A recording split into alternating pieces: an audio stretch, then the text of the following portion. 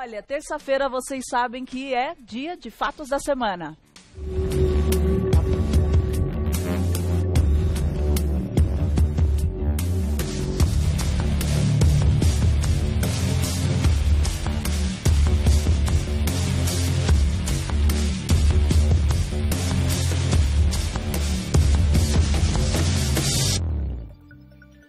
O julgamento do recurso apresentado pelo ex-presidente Lula no processo do Triplex, em Guarujá, será realizado nesta terça-feira, dia 24, em Porto Alegre. Em julho de 2017, Lula foi condenado pelo juiz Sérgio Moro, responsável pela Operação Lava Jato na primeira instância, a 9 anos e 6 meses de prisão por corrupção passiva e lavagem de dinheiro no processo envolvendo um triplex no Guarujá. A acusação foi de ocultação da propriedade do imóvel recebido como propina da empreiteira OAS em troca de favores na Petrobras. Outros 2 réus no mesmo processo também foram condenados e 4 absolvidos. A Justiça Federal no Paraná também determinou o bloqueio de 16 milhões de reais, estabelecido como dano mínimo, e o sequestro do apartamento. A sentença publicada em julho de 2017 permitiu que o ex-presidente recorresse em liberdade. O julgamento do recurso apresentado pelo petista nesse processo é aguardado para amanhã em Porto Alegre. E os detalhes você acompanha agora aqui no Revista da Cidade. E para conversar sobre o assunto, doutor Eduardo Leite, seja bem-vindo. Bom dia. Bom dia, tudo bem? Tudo ótimo. Só fazendo uma correção, nós falamos que o julgamento seria hoje, mas vai acontecer amanhã, tá bom? Só fazendo essa correção. Bom, a gente vem acompanhando inúmeros outros julgamentos, acusações em si, mas a gente vai falar mais propriamente desse. Como vai funcionar esse julgamento amanhã do ex-presidente Lula? Esse é um julgamento atípico, né? A nação toda espera o resultado final desse caso do Lula, especialmente dessa primeira condenação que ele teve. Ele tem outros processos, obviamente, que estão tramitando na primeira instância, mas esse aí é o foco hoje, porque esse julgamento, de acordo com uma decisão do Supremo Tribunal Federal, se for confirmada a condenação, num primeiro momento, né, ou seja, de uma forma bastante talvez até pragmática, ele ficaria inelegível. Tá? Isso, ele não poderia se candidatar. Não poderia se candidatar na eleição de 2018. Né? Teria que, na verdade...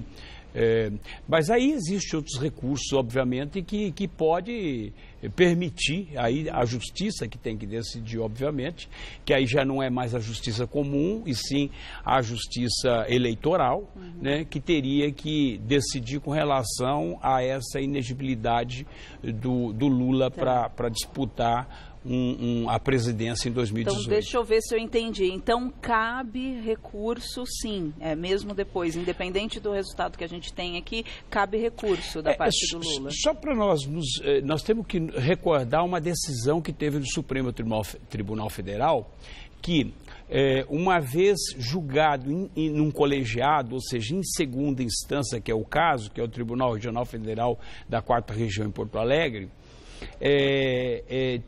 teria, em que pese outros recursos ainda poderem, no STJ, do Supremo Tribunal Federal, a princípio, numa decisão colegiada do Supremo Tribunal Federal, então, naquele momento, na segunda instância, uma vez confirmada a decisão de primeira, obviamente isso já poderia ser início de cumprimento de pena e já declararia a inegibilidade daqueles que forem condenados em segunda instância. Essa decisão é uma decisão que vale para qualquer brasileiro, tá? Ou seja, para qualquer cidadão. Então, obviamente, se o Lula não tiver um tratamento diferenciado, evidentemente prevalece a decisão do Supremo Tribunal Federal, que, obviamente, ele deveria de iniciar o cumprimento de pena somado à inegibilidade. né? Tá? Isso é uma decisão num primeiro momento. Tá, nós acompanhamos muitas acusações. Esse julgamento de amanhã, qual que é a acusação mais especificamente? Esse é o caso do triplex, né? Ou seja, ele foi condenado em primeira instância pela 13ª Vara Criminal Federal de Curitiba, onde ele teve 9 anos e 6 meses de condenação. A defesa, obviamente, não satisfeita com aquela condenação, recorreu, mas também o Ministério Público Federal também recorreu.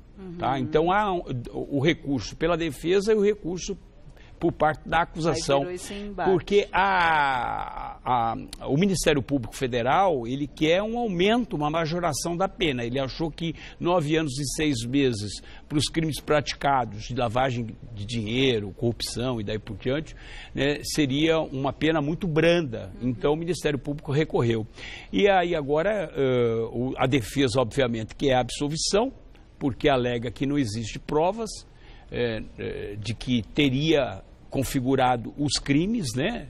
A materialidade, sobretudo, e os crimes que ele foi denunciado, e por essa razão pede absolvição. E hoje saiu uma nota, inclusive, que além, e é uma coisa muito interessante, porque isso é uma prerrogativa da defesa.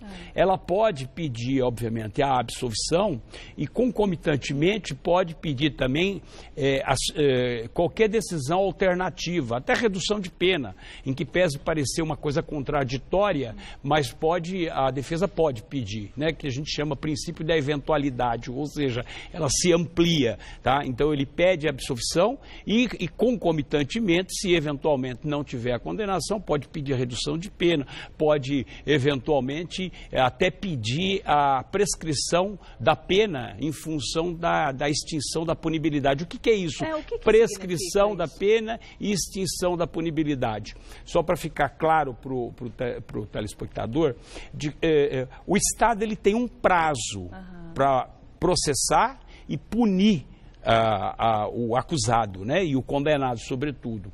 E se decorrer o prazo de que o Estado não tem a possibilidade de punir, então o que acontece? Chega um determinado momento, passado aquele prazo,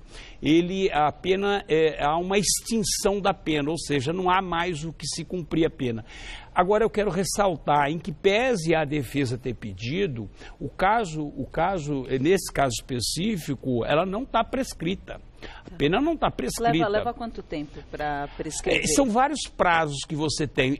Você tem um primeiro momento, uma contagem de prazo em penas abstratas, ou seja, eu não tenho a quantidade de pena, então ela vem de uma forma abstrata, né? E depois que você tem a condenação, aí tem uma tabelinha que você aplica, tá? Como a questão foi 2009,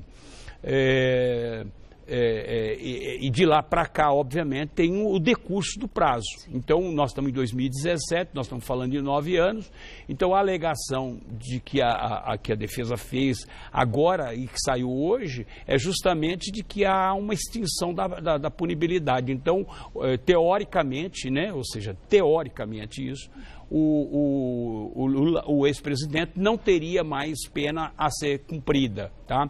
Que aí haveria a extinção. A maioria dos casos, inclusive, nós temos ouvido isso muito ser divulgado, principalmente os processos que tramitam dentro do Supremo Tribunal Federal, que não tem possibilidade de julgar todos aqueles casos, principalmente de crimes praticados por políticos, eles chegam à extinção da punibilidade, ou seja, a prescrição do crime. Ou seja, é acusado, mas prescreve aquela pena e aí ele não cumpre. Porque o Estado não tem possibilidade de fazer justiça, ou seja, aplicar, tramitar o processo e, sobretudo, a condenação e, obviamente, encerrar todos os recursos que nós chamamos o trânsito em julgado. E leva muitos anos essa questão da pessoa ter a possibilidade de entrar com recurso, aí você tem a possibilidade de entrar, obviamente acaba prescrevendo. O Brasil é um caso muito estranho, porque na maioria das vezes, a pena acaba se extinguindo por falta de condição do Estado fazer com que seja cumprida aquela pena. Isso acontece normalmente nos processos que tramitam no Supremo Tribunal Federal. Por quê? Porque, na verdade, você tem 11 ministros para julgar uma quantidade imensa de processos, né? E que o Supremo Tribunal Federal ele não tem estrutura para, obviamente, fazer todo aquele processamento, formação de culpa, a busca de provas. Então acaba vindo essa extinção da punibilidade. Isso é comum dentro do Supremo Tribunal Federal. Os casos de recurso aqui, em muitas possibilidades que a gente vê, e tem casos também que a pessoa realmente não tem culpa naquela situação, e aí ela tem essa chance de poder provar que não cometeu tal crime, né? Por isso que existe o recurso, não é? O recurso agora, com relação, se for confirmada, porque nós temos algumas soluções que podem ser dadas agora no julgamento de quarta-feira de amanhã. A primeira é a busca da absolvição, que é o que a defesa quer. Sim. A segunda é a condenação, né? E essa condenação ela pode ter a majoração da pena, se for porque há um recurso do Ministério Público. A terceira é uma condenação e o reconhecimento da extinção da punibilidade, ou seja, não há mais o que se falar em pagar aquela dívida à sociedade, né, que de uma certa forma, é um pouco injusto, mas, de qualquer forma, esse é o preço que a sociedade paga quando o Estado não tem condição. No caso do Lula, eu não fiz a contagem de prazo, mas me parece que não está extinta a punibilidade. Mas é um direito da defesa de requerer, de pedir, obviamente. Aí depende de uma contagem, suspensão de... É uma questão nova muito técnica. É uma questão muito técnica para a gente poder explicar. Claro. Tá? E a outra situação é, havendo uma condenação ou uma absolvição, tanto o Ministério Público pode recorrer para o Supremo Tribunal Federal, como também para o Superior Tribunal de Justiça, para as duas cortes, né? E se houver uma condenação, também a defesa pode recorrer. Mas aí tem umas questões bastante peculiares que se trata, não pode se discutir o mérito da questão, mas sim questões constitucionais, ou seja, cerceamento de defesa, questões que ocorreram no trâmite do processo, tá? Que também é extremamente técnico para a gente poder se aprofundar nessa questão. Sim, não, eu imagino. Eu até estava lendo a pauta e falei, gente, quantos termos, quanta burocracia, quanto vai e vem, a gente fica até confuso. Então a melhor forma aqui é sempre explicar para o telespectador entender, né? Por A mais B, o que significa. Eu tento fazer isso. Não, e você faz muito bem isso. Agora, a questão maior é assim, a defesa apresentou que o processo estava indo muito rápido. Você concorda com isso? É comum o processo ser mais ágil assim? Olha, eu já tive casos aqui, não prevalece essa argumentação da defesa, porque nós tivemos caso aqui em São Paulo, por exemplo, que depois que teve uma sentença, eu estou falando que eu tive um conhecimento desse caso específico, depois que foi a condenação em primeira instância, com 70 dias já estava sendo marcado o julgamento. Então não é nada absurdo de que houve, na verdade, passou na frente, essa questão toda. Não, em São Paulo nós já tivemos caso aqui de ser julgado em 70 dias, ou seja, metade do tempo alegado, que são 150 dias aproximadamente, o caso do ex-presidente Lula. Então, não me parece que... E hoje, a gente tem que pensar também que tudo está digitalizado. Hoje o processo, na verdade, é digital. As coisas estão mais rápidas. São mais rápidas. Ajuda bastante. Ou seja, então tem toda essa questão que, obviamente...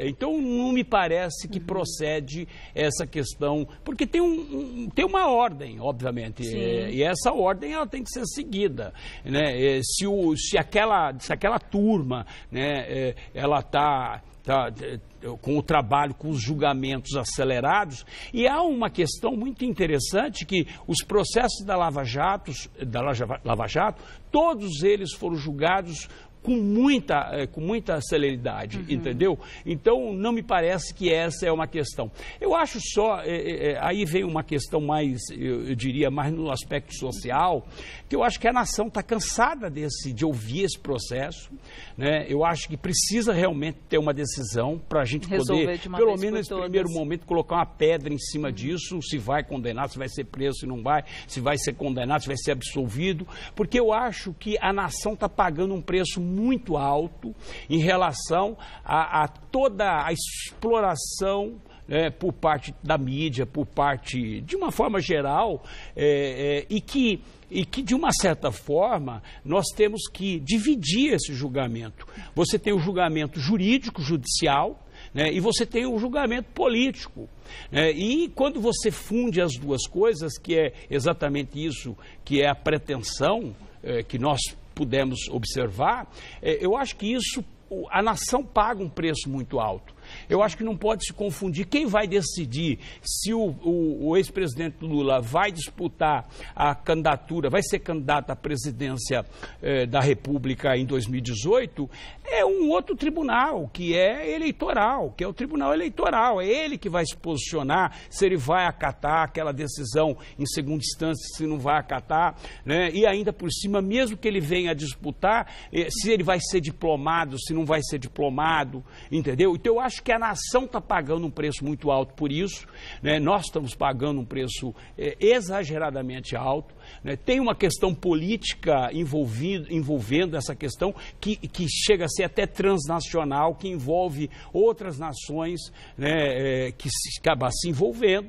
né? Ou seja, que acha que é uma perseguição política, e não é questão de perseguição política. Se você tem indícios de crime, o que a justiça tem que fazer é apurar se houve não, e a justiça se pronunciar. O que para mim é inadmissível é, por exemplo, nessa discussão política, você pega, por exemplo, a semana passada, a senadora Gleisi Hoffmann fez um pronunciamento extremamente lamentável, quando chegou a até pressionar que se o presidente Lula for preso, muita gente vai morrer. Isso é uma irresponsabilidade tão grande por parte de uma senadora, que isso sim, ou seja, apologia ao crime é também crime. As pessoas têm que entender que o que ela fez semana passada, depois ela tentou se explicar, dizendo que era força de expressão, mas não é força de expressão, porque a gente tem percebido claramente de que estão fazendo uma pressão, estão fazendo aí uma apologia ao crime, que obviamente isso, na minha percepção, é muito perigoso para o Brasil. E eu acho que nós já percebemos claramente que muitas pessoas já morreram com invasão de terra, com esses movimentos do sem terra. Nós sabemos, isso a justiça já se manifestou em relação a isso. Então eu acho que essas declarações, elas são infelizes, né? Sobretudo apologia ao crime, que é crime, as pessoas têm que entender, é crime. Eu tenho visto muito nas redes sociais pessoas se manifestando, vamos para Porto Alegre, vamos botar para quebrar, não sei o quê. Não é assim que funciona, nem a justiça funciona dessa forma, porque aí nós estamos pelo menos esses grupos estão fazendo uma demonstração de força, e assim não se faz justiça, entendeu? Então eu acho que essa questão é realmente, eu acho que é deplorável uma declaração como essa senadora deu, e sobretudo eu acho que é uma irresponsabilidade. Até eu te perguntar, a gente falou da Lava Jato, que pé que está a Lava Jato? Porque acontecem tantas coisas e que acaba confundindo mesmo as pessoas que estão em casa. São várias informações bombardeando a sociedade. Marisa, eu acho que todas as pessoas, elas têm todo o direito, as pessoas têm todo o direito de se manifestar, elas têm todo o direito de se indignar, como nós nos indignamos com essa roubalheira de corruptos que nós estamos presenciando. Todo mundo tem, mas o que não se permite efetivamente o Estado não pode, a Justiça não pode permitir, é esse tipo de pressão, né, violenta, né, ou seja, nós vamos invadir Porto Alegre, nós vamos, entendeu? A Lava Jato, ela vai continuar, é um processo, são vários processos judiciais. Muitas pessoas já foram condenadas, muitas pessoas estão cumprindo pena, políticos estão cumprindo penas, muitas outras pessoas já foram presas. Hoje mesmo nós tivemos mais gente presa do Rio de Janeiro, no Rio de Janeiro e em São Paulo. Então, essa questão a força-tarefa, a Lava Jato, ela tem que continuar e chegar até o fundo do poço. Claro. Ou seja, apurar e mandar para a cadeia quem efetivamente dilapidou esse país, quem na verdade acabou com esse país, quem destruiu economicamente e financeiramente esse país. Doutor Eduardo, muito obrigada pelos esclarecimentos, pelo seu posicionamento. Aqui a gente fica de olho em tudo que acontece mesmo e tentando deixar de um jeito mais claro, cada vez mais claro, para você entender para onde que vai chegar isso. E eu acho importante colocar que isso não estamos falando de um determinado partido, é qualquer partido. É um conjunto deles, né? Quem quiser entrar em contato com o doutor Eduardo, é Eduardo César Leite, só assim, lá no Facebook. Eduardo César Leite, muito obrigada. Eu agradeço, uma boa semana para você também. E vamos torcer para que as coisas aconteçam da forma mais tranquila possível, que a Justiça se pronuncie. Sim, exatamente. Obrigada, querido. Obrigada pelas informações.